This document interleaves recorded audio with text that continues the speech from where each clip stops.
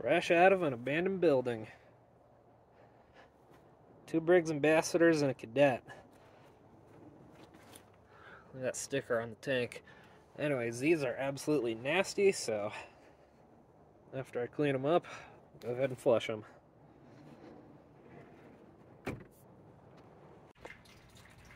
Alright, so I got them all cleaned up and set up. I'm not going to directly say where they came from, but any of you that have been fans of the channel for a while, I'm sure you'll recognize these. 1959 Standard Cadet, 2 1958 Briggs Ambassadors. At least I think that's what they are. I was discussing with the Toilet Frenzy about what these actually are. So we were looking at old Briggs catalogs, and a toilet that looks exactly like this was labeled as the Carlton, even though the Carlton is a flushometer toilet now. And there's also one that looks like a Prince, even though the Princes that I've seen have a much larger trapway, or sorry, a much smaller trapway than these, so I don't know. I'm just going to call them Ambassadors for now. Unfortunately, the Cadet wasn't being extremely careful when I removed the tank, and it leaned just a little bit and snapped this chunk off. But I'm not too upset about it because it already has a bunch of freeze cracks in this area. So I know that this whole section of it was weak anyways. But it does suck because it was such an original piece. And it even has remains of an original sticker, which there's a lot more of it intact when I got it, but that's broken off, unfortunately. Or it rubbed off when it got wet. And then on this Ambassador, when I got it, there's that little chunk broken off at the base. And it looks like it's been like that for years because there's a little bit of floor paint on it. And then this one is in the nicest condition. I'm going to do a full restoration on this one eventually. And it's got a lot more of the sticker left. Briggs Beautyware. It's awesome. I'll pause this and take the lids off. Alright, so this one I'm really excited about. It appears to have 100% original tank parts other than the flapper.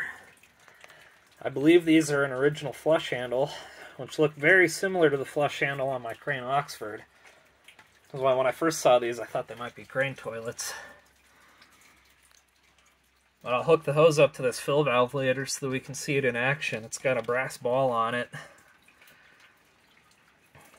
A little brass clip to hold onto the brass overflow tube. It's awesome. And of course it's starting to rain as soon as I start doing this. This one's got a basic Fluid Master fill valve, still has the brass overflow tube, an original handle. And the Cadet, same fill valve as this one, they're probably replaced at the same time. And then it's got one of these really interesting flush towers, which I've actually never seen in person. I'm happy to have one of these. I'm not sure if this is an original handle or a later replacement. It's kind of interesting, rather than a chain, it just presses up at the top of the tower and lifts the whole thing up. Wow, that's leaking water fast.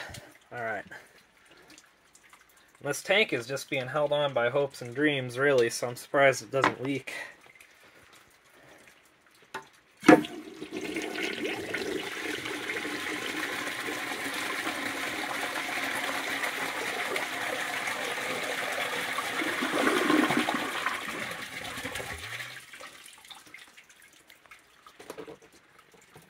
Pretty decent flush on that.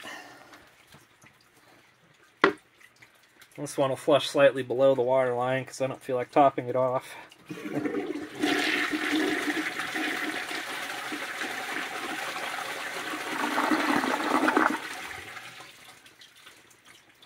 Pretty quick flush for a 50s toilet. I think that's kind of what Ambassadors were known for.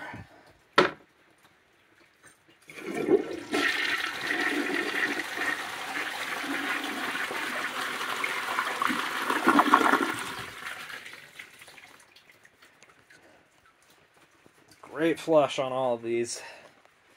I'm very happy to have Briggs Ambassadors. One of my favorite toilets from the era. You might notice that the tanks are leaning back on these. They're not quite level. And that's actually how I found them installed. It was really strange. You can even see the gross gunk line where the water was sitting unevenly. That goes for both of these, so that was kind of strange.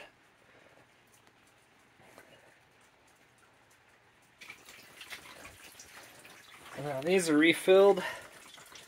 Go ahead and flush the Cadet once more.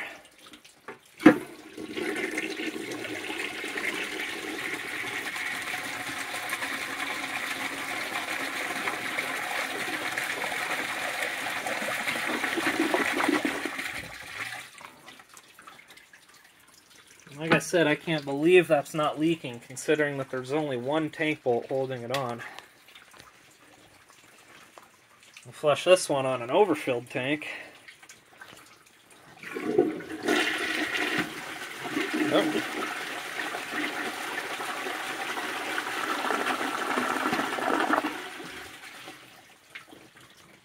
For some reason, the flapper doesn't like to stay open on this one. I have to hold the handle. Even though it's got the exact same flapper as that one, and that one I don't have to hold the handle. I'll pause again and we'll get that fill valve hooked up. Alright, as soon as I take the kink out of the hose, that should start filling.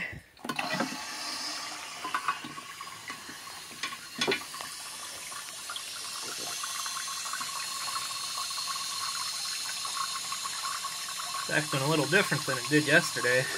All these little drips coming out there. Very quiet though. That's something that I love about brass parts. They're always very quiet.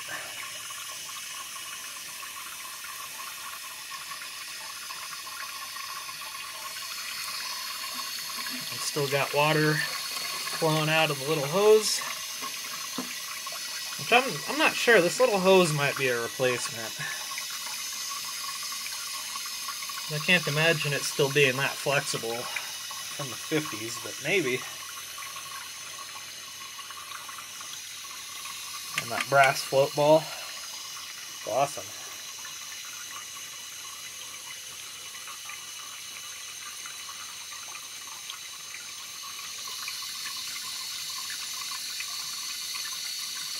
Could be a little faster, but I don't have my water pressure turned all the way up.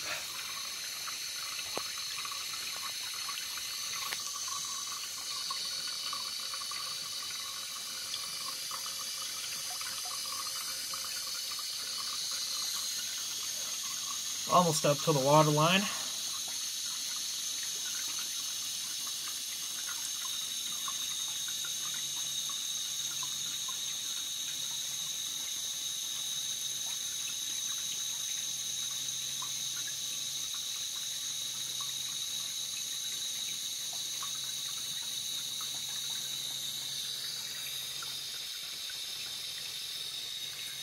And it's going past the water line.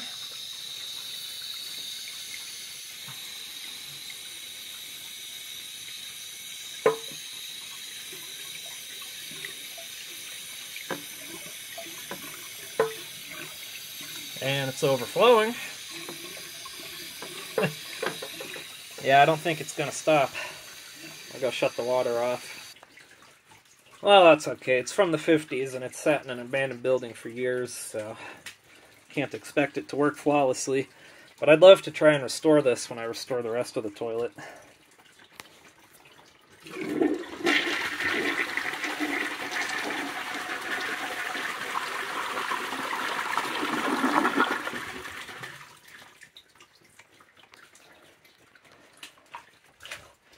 Alright, well, that does it.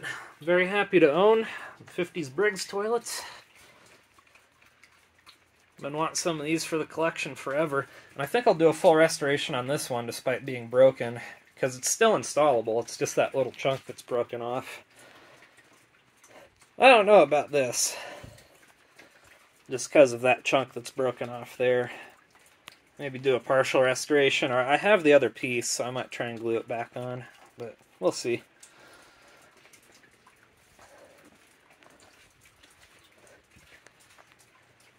I just hope you all enjoy.